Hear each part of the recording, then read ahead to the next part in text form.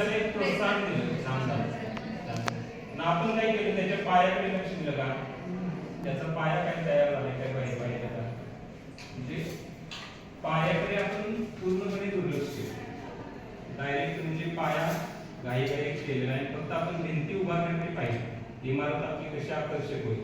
चांगलं पुस्तक दिले ना, म्हणजे व्यवस्थित वर्णन असलेले पुस्तक दिले म्हणजे आकर्षक होईल ना पदार्थ सुद्धा, चांगले लिहिलेलं असेल ते बघितलं आणि पायाकडे पूर्ण दुर्लक्ष केलं. तसंच तुमच्याकडे ज्यावेळी आपल्याकडे काढून येतो, आपण जर सुरुवातीला क लिहिलं होतं आणि त्याच्यावर ओरडला, उपाय आलेला विद्यार्थी तुमच्या समोर बसलाय, तर त्याचं काय असणार आहे, मानसिक तो अस्थिर झालेला आहे, तो तुम्हाला प्रतिसाद देणार नाही, अजिबातच देणार नाही. मग आपण काय करणार, मी